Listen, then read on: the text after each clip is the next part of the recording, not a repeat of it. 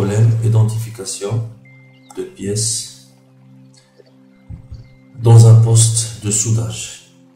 Un calculateur équipé d'un lecteur optique de code à barres capable de lire le code permettant d'identifier automatiquement les pièces à souder dans un poste de soudage. Chaque pièce est identifiée par un nombre de 4 chiffres décimaux. Donc les chiffres de 0 jusqu'à 3. Voilà, ici. Le code utilisé utilise 5 bits. Donc il est codé sur 5 bits. Voilà, là, A, B, C, D, E, donc 5. Pour coder un chiffre décimal. Coder un chiffre décimal, par exemple coder 0, 1, 2, 3 jusqu'à 9. Par exemple ici on a déjà codé 3, c'est 1, 1, 0, 0, 0. Donc il est codé sur 5 bits. Les chiffres de rang impair, c'est-à-dire le chiffre 3 et le chiffre 1, sont codés sur les barres noires. Alors le 3 et le 1 sont codés sur les barres noires, etc. Sur les barres noires, jusqu'à la dernière bien sûr. Les chiffres de rang pair, c'est-à-dire le chiffre numéro 2 et le numéro 0, sont codés sur les espaces entre les barres noires. Alors pour le C0 et C2, ils sont codés là, etc. jusqu'à la fin.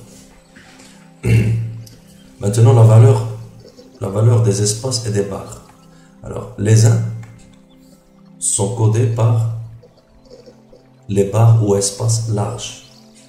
Alors si l'espace est large, ou bien si la barre est large, on lui affecte le chiffre 1. C'est-à-dire que cette barre correspond à un 1. Utilisons deux largeurs de base, c'est-à-dire utilisons le double de la largeur de la barre étroite, ou bien de l'espace étroit. Les 0 sont codés sur les barres ou espaces étroits. Utilisons une seule largeur de base. Là, ça c'est étroit. Ça aussi c'est étroit. Donc ça correspond à un 0. Chaque chiffre de 0 jusqu'à 9 est codé sur 4 bits A, B, C, D. On a dit au départ que le code utilisé c'est sur 5 bits. Mais là on va prendre d'abord les 4 premiers bits. Donc A, B, C, D. Donc A, B, C, D. De poids respectifs 1, 2, 4, 7. C'est-à-dire, par exemple, pour calculer le chiffre 3 est égal. Alors on a d'abord un 1. Donc 1 fois le poids, fois 1, plus le deuxième chiffre, deuxième bit 1 fois son poids, donc fois 2. Troisième chiffre et quatrième chiffre, ce sont des zéros. Donc ça sera 0 fois le troisième poids et 0 fois le quatrième poids. Donc ça sera, donc ça c'est égal à 3. Donc ça c'est juste un exemple. Donc exemple, puisque 3 est déjà donné, donc on peut calculer son poids. Alors, on peut calculer sa valeur en utilisant les poids respectifs 1, 2, 4, 7. Ensuite, le cinquième bit qui reste, c'est-à-dire le E, le code est complété par un bit de contrôle de parité, E. Donc le cinquième c'est E. E est choisi de sorte que le nombre de bits du mot A, B, C, D, E à 1 soit pair, c'est-à-dire le nombre de 1 est égal à 2. Par exemple, pour 3, on a dit que 3 c'est 1, 1, 0, 0. Donc il faut compléter E, il faut mettre ici une valeur correspondante pour que le nombre de 1 total sur les 5 bits soit égal à 2. Donc là on a déjà 2 1, donc on doit mettre ici un 0 puisque le nombre est déjà pair. Alors ce sera la même chose pour les autres valeurs. Après avoir déterminé les autres valeurs, c'est-à-dire les 4 premiers bits, on va ajouter le bit E de telle sorte à ce que le nombre total de 1 sur les 5 bits soit toujours égal à 2. Bien sûr, vous pouvez par exemple dire que ça peut être aussi égal à 4, puisqu'on a ici 5, donc on peut mettre ici 4, 1. Alors, normalement, c'est possible, mais dans notre cas, ça sera pas possible. On verra ça dans la deuxième question. Donc, la deuxième question montre bien que le nombre pair ici, c'est effectivement 2 et non pas 4. Donc, on va d'abord répondre à la première question, terminer le code des chiffres de 1 jusqu'à 9 en présentant le résultat sous forme du tableau. Donc, il faut remplir le tableau suivant. Donc, on commence par 1. Donc, 1 est égal, donc de la même façon qu'on a fait pour 3. Donc, on va utiliser toujours la même règle. Donc, on va commencer par 1, puisqu'on vous a demandé de chercher les chiffres de 1 jusqu'à 9. On vous a pas demandé de chercher le 0. Donc 1. Pour que cette somme soit égale à 1, il faut mettre 1 fois 1 plus 0 fois 2 plus 0 fois 4 plus 0 fois 7. C'est-à-dire que le chiffre c'est 1, 0, 0, 0, 0, 0, 0. Donc 1, 0, 0, 0. Et ensuite on ajoute le chiffre de parité. Donc bien sûr ici vous voyez ici que le nombre de 1 n'est pas pair. Donc il faut mettre ici un 1 pour que le nombre total de 1 soit égal à 2. Alors pour le 2, pour que ça soit égal à 2, il faut mettre ici 1 fois 2. 1 fois 2. C'est-à-dire pour les autres, ce sera des 0. Cela implique que ça sera 0, 1, 0, 0. Donc 0, 1, 0, 0. Pour la troisième, bien sûr, c'est déjà fait. Pour la quatrième, de la même façon, pour que ça soit un 4, donc il faut multiplier celui-là fois 1. C'est-à-dire que pour les autres valeurs, ça sera des 0. Donc ça sera 0, 0, 1, 0, 0, 0, 1, 0. Et pour le nombre de parité, c'est bien sûr, il faut mettre un 1. Là aussi, il faut mettre un 1. Pour le cinquième chiffre, 5, la même chose. Alors, pour que ce soit un 5, ça sera 1 plus 4. Donc, ça sera 1 fois 1. Deuxième, c'est 0. 1 fois 4. Le dernier, c'est 0. Donc, le premier est un 1. Le deuxième, 0. Troisième, 1. Quatrième, 0. Ce sera 1, 0, 1, 0. Donc, le nombre de parité, c'est 0. Puisque le nombre de 1 est déjà égal à 2. Pour le chiffre 6, la même chose. Donc, pour que ce soit un 6, je dois mettre le 4 et le 2. Donc, ça sera 1 fois 4 et 1 fois 2. Donc là, ça sera 0. Là, ça sera 0. Donc, le premier, c'est un 0. Deuxième, c'est un 1. Troisième, c'est un 1. Le quatrième, c'est un 0. Donc, 0, 1, 1, 0. Donc, le nombre de 1 est égal à 2. Donc, E est égal à 0. Ensuite, 7. 1 fois 7. Ça veut dire que pour les autres, ce sera des 0. Donc, cela veut dire que ce sera 0, 0, 0 et 1, 1. Donc, ici, je mets 0, 0, 0 et 1, 1. Donc, je serai obligé de mettre un 1 pour que ça soit pair. Là, ça correspond toujours, c'est-à-dire on respecte toujours la même règle. La règle ici, c'est qu'il y a toujours deux 1 seulement. Alors, oui, je peux prendre par exemple le premier et le dernier. Donc, 1 fois 1 plus, donc ça c'est 0, 0. Et le dernier, ça sera 1 fois 7. Donc, ça sera 1, ensuite 0, 0, et ensuite 1, 1. Voilà, c'est 7 plus 1, c'est 8. Et enfin, pour le dernier chiffre, 9. 9, je peux l'écrire en utilisant, là, je peux prendre un 2 et 7. Donc, je prends, le premier, ça sera 0. Le deuxième, ça sera 1 fois 2. Ça me donne un 2. Et là, ça sera un 0. Et là, ça sera 1 fois 7. Donc, ça sera 7 plus 2. Ça sera 9. Donc, ça sera 0, 1, 0 et 1. Donc, 0, 1, 0, 1. Évidemment, le nombre de parités ici est égal à 0. Pourquoi? Parce qu'on a déjà. Pardon, je crois que j'ai oublié de mettre le chiffre 8. Donc, je me suis trompé sur... attendez. Donc, je vais rectifier ça. Là, on a dit que 7, c'est 0, 0, 1. Et 8, je l'ai oublié, c'est 1, 0, 0, 1. Donc, le nombre de parités, c'est 0, puisqu'on a 2 1. Et pour 9, ce sera 0, 1, 0, 1. Le nombre de parités, c'est 0. C'est bon. Donc, question 2, le code formé par les 5 bits, le moins 5 bits, A, B, C, D, E, ainsi obtenu, est un code P parmi N. Donnez la valeur de P et de N. Donc, on constate que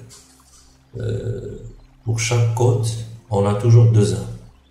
Parmi le nombre total 5, on a toujours 2 1. Ça veut dire qu'on a ici un code de C, CPN, c'est C de 2 parmi 5. P parmi N, donc 2 parmi 5. Pour les 5 bits, il y a toujours 2 1. Donc 2 1, 2 1, 2 1, 2 1, etc. etc. C'est-à-dire, juste une remarque ici, c'est qu'on aurait pu mettre ici pour 7, on aurait pu mettre, au lieu de mettre 0, 0, 0, 1, on aurait pu mettre 1, donc je vais changer de couleur, on aurait pu mettre 1, 1, 1, 0, c'est-à-dire 1 fois 1 c'est 1, plus 1 fois 2, donc 2 plus 1 c'est 3, plus 1 fois 4 c'est 7. Ça donne, bien sûr, ça donne toujours 7, plus le code de parité, donc il faut mettre un E égale à 1. Mais regardez là, on a 4 1. Donc ça correspond bien sûr à un 7. Oui, le chiffre 7. Mais le problème c'est que ceci, c'est pas un C de 2, 5, mais c'est un C 4, 5. Voilà pourquoi on ne peut pas mettre un 7 sous cette forme, c'est-à-dire sous la forme, en utilisant le code 1, 1, 1, 0, 1. Donc c'est pour ça qu'on a choisi le code 0, 0, 0, 1, plus le chiffre de parité 1. Alors, donc ça justifiait ce choix, le choix de 7. Donc ici je peux mettre que P est égal à 2 et N est égal à 5. Question 3, combien de combinaisons de ce code a-t-on?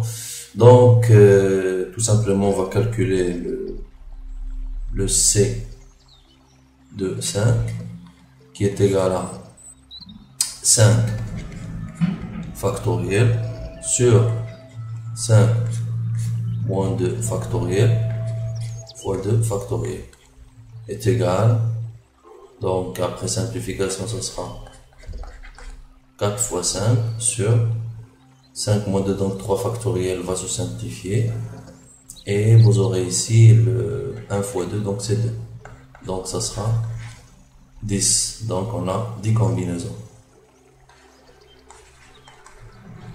10 combinaisons. Question 4, en déduire le code de chiffre 0 en justifiant son unicité. Bien sûr, on n'a pas encore complété la ligne 0. Donc, ABCD, on a 4 bits. Donc, ABCD nous donne 2 à la puissance 4 combinaisons de 0, 0, 0, 0, de 4, 0 jusqu'à 4, 1. Or, on a déjà utilisé 9 combinaisons. Il nous reste encore 6. Donc, les 6 combinaisons qui restent sont, donc parmi les 6 combinaisons qui restent, on va choisir la combinaison correspondant à 0. Donc, il nous reste d'abord la première, c'est effectivement c'est le 0 en binaire, donc c'est 0, 0, 0, 0. Ensuite, 1, 1, 0, 1. ensuite 0, 0, 1, 1, ensuite 1, 0, 1, 1, ensuite 0, 1, 1, 1, et enfin le 1, 1, 1, 1. Voilà, donc 1, 2, 3, 4, 5, 6. 1, 2, 3, 4, 5, 6, c'est bon. Donc, il faut choisir une combinaison correspondant à 0. Je sais que cette combinaison doit contenir au moins 2 1. Ou bien 2 1 ou bien un seul 1 si on tient compte de nombre de E de parité. Donc s'il y a un seul 1, on va ajouter le E de parité, ça donne 2 1. Alors premièrement, on va écarter les combinaisons dans lesquelles vous avez plus que 2 1.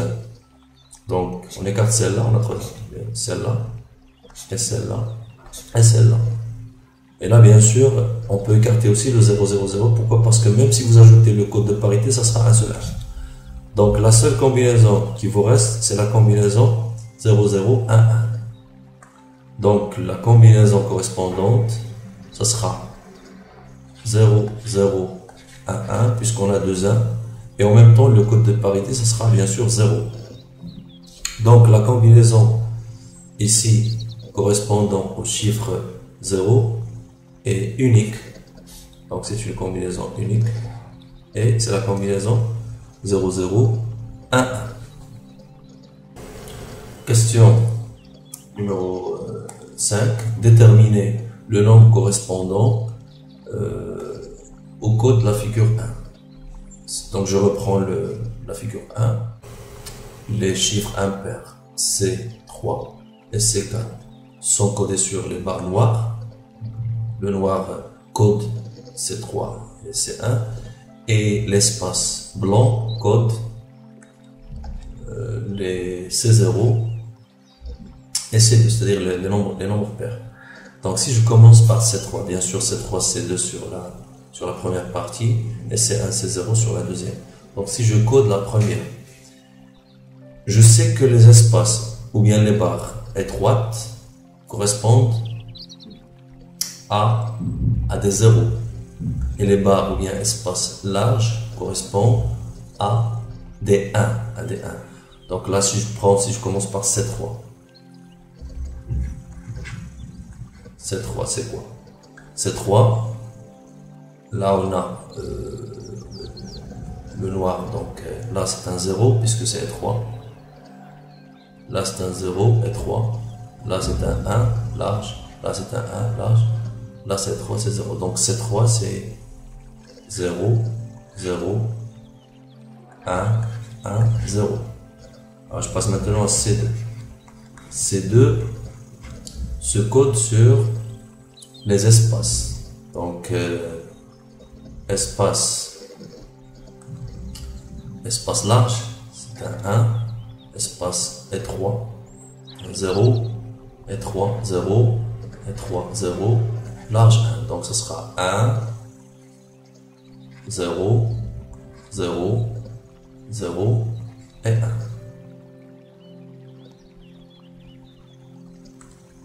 C1 maintenant.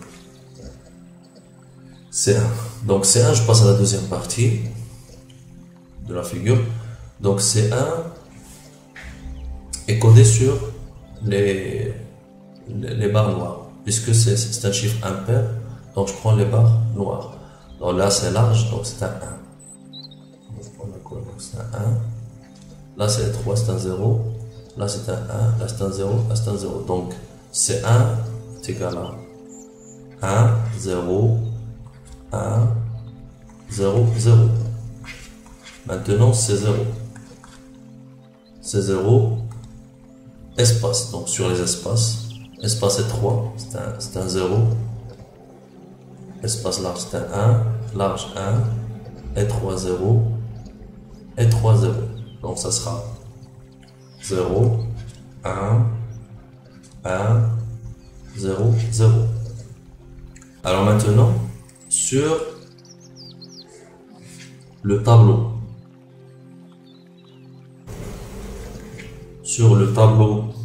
des valeurs, tableau qu'on a déjà rempli tout à l'heure. Le 00110 correspond à un 0. Donc le premier chiffre. Le 10001, le 1001 correspond à un 1. Le 10100 correspond à un 5. Le 01100, le 01100 correspond à un 6. Donc le chiffre cherché, c'est 156. Le calculateur traduit chaque chiffre de ce code à barre. Donc le code à barre A, B, C, D, E. Donc on a un nombre codé sur 4 bits, SI, donc S3, 4 bits, c'est-à-dire S3, S2, S1, S0, S3, S2, S1, S0. Le poids du bit SI vaut 2 à la puissance I, c'est-à-dire que le poids de S0 c'est 1, le poids de S1 2, le poids de S2 4 et le poids de S3 8. Alors, question, établir la table de vérité des sorties SI de 0 jusqu'à 3 en fonction des entrées A, B, C, D, E. Ensuite, déduire les équations simplifiées des sorties SI en fonction des entrées A, B, C, D. Donc des sorties S3, S2, S1, S0 en fonction des entrées A, B, C, D. Donc, pour la table de vérité, on a déjà complété les chiffres de 0 jusqu'à 9. Donc 0, 1, 2, 3, 4, 5, 6, 7, 8, 9.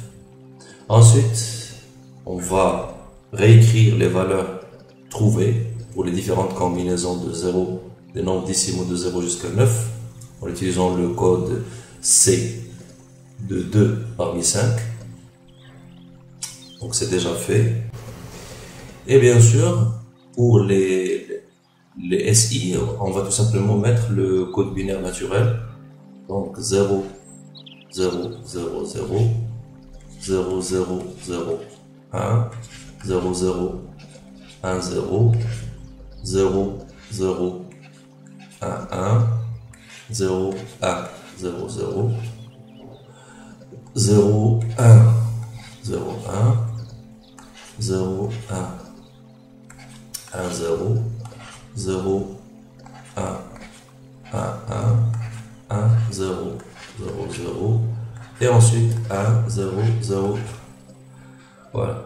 Et bien sûr, le tableau des valeurs de code A, B, C, D, E, code à barre. Tout simplement, on va les recopier. Donc, c'était 0, 0, 1, 1. Code parité 0. Donc voilà, table de vérité complétée.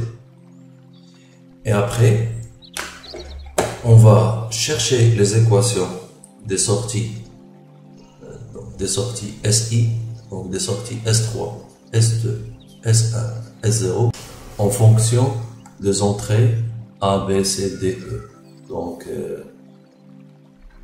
SI en fonction de A, B, C, D et E.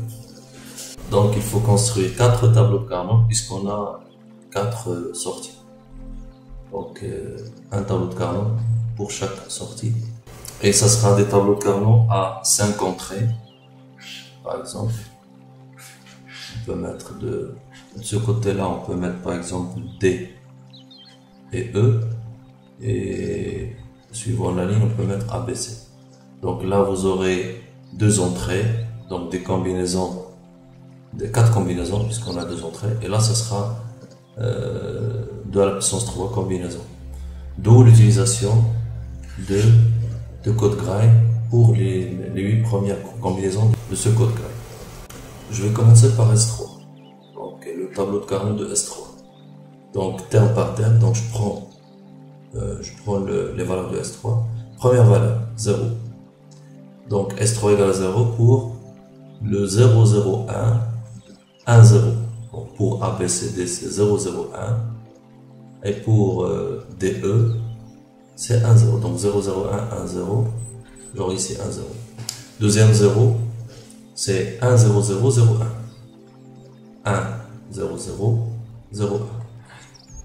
Troisième 0, 0, 1, 0, 0, 0, 1, 0, 0, 1. 0, 1, 0, 0, 1. Le quatrième 0, 1, 1, 0, 0, 0. 1, 1, 0, 0, 0. Ensuite, 0, 0, 1, 0, 1. 0, 0, 1, 0, 1. Ensuite, 1, 0, 1, 0, 0. 1, 0, 1, 0, 0. Ensuite, 0, 1, 1, 0, 0. 0, 1, 1, 0, 0. Ensuite, 0, 0, 0, 1, 1, 1.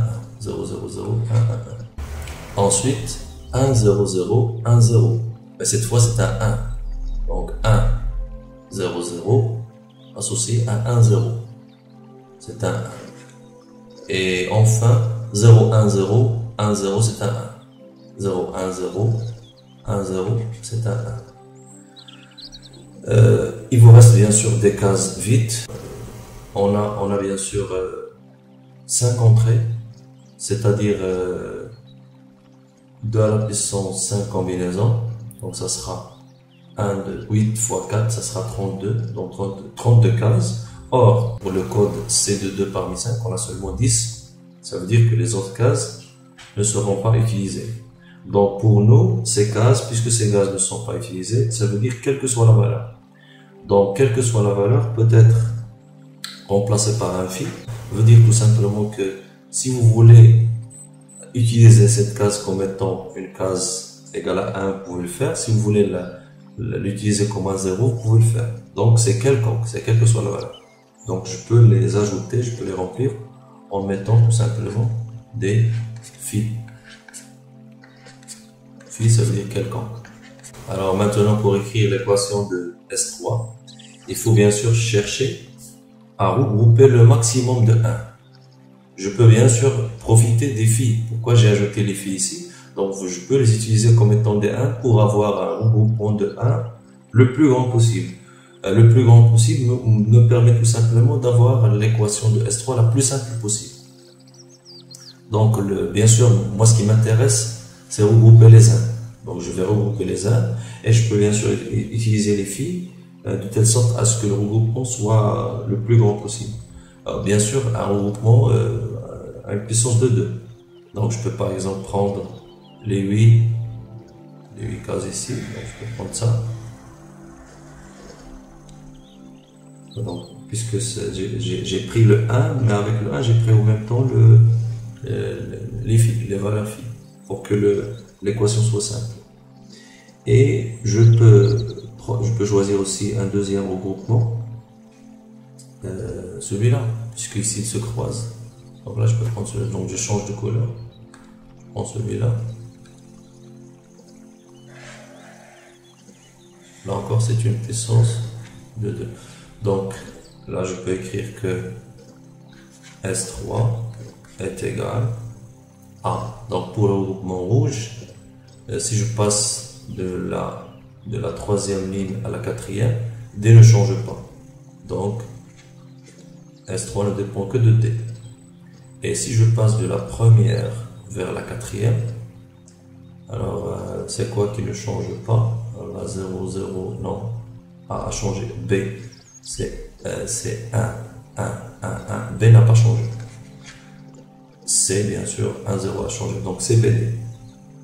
Plus ou bien, deuxième cas, ici, la même chose. D n'a pas changé, donc dépend de D. Et de cette colonne vers celle-là, A n'a pas changé. Bien sûr, B a changé de valeur et C aussi a changé de valeur.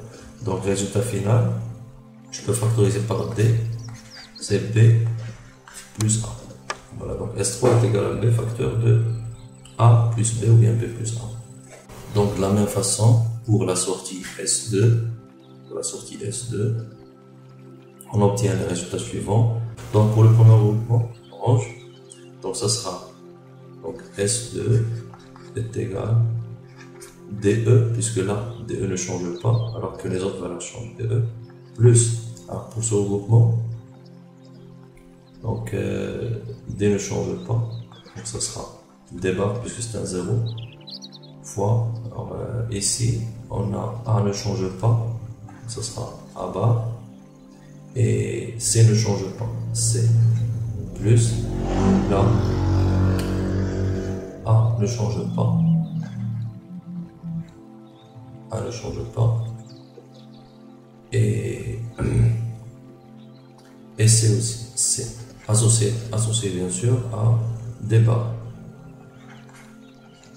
Donc je peux écrire que c'est DE plus, là je factorise par D bar C, facteur de A bar plus A, c'est 1. Donc S2 est égal à DE plus D bar C. Alors pour S1, de la même façon, S1 est égal, donc le regroupement rouge, ici D ne change pas, donc ça dépend de D, bien sûr égal à 0 dans le D bar, fois, alors entre les 4 colonnes ici, A a changé de valeur, B n'a pas changé de valeur, donc fois B, plus, deuxième terme, ici, suivant les colonnes A, B, C, D a changé de valeur, donc ça dépend seulement de DE, plus DE. Donc S1 est égal à DE plus B, D bar. Pour S0, alors S0 est égal, donc je prends le regroupement rouge, donc c'est directement DE,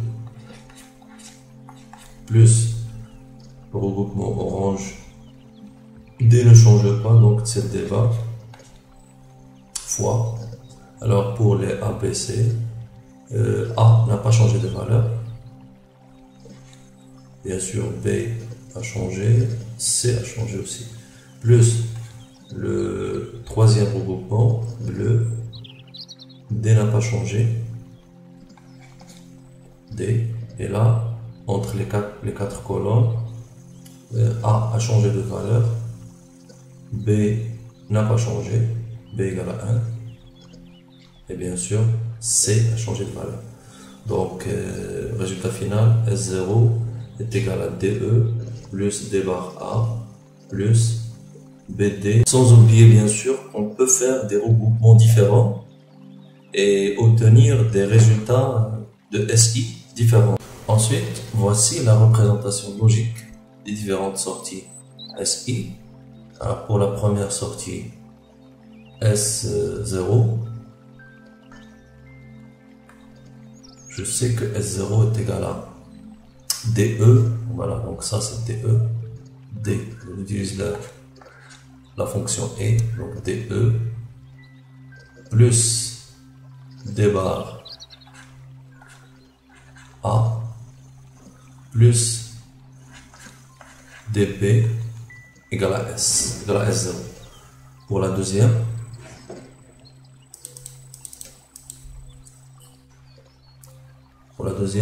S1 est égal à D bar B, donc D bar B, plus DE, donc D bar D plus 2 est égal à S1.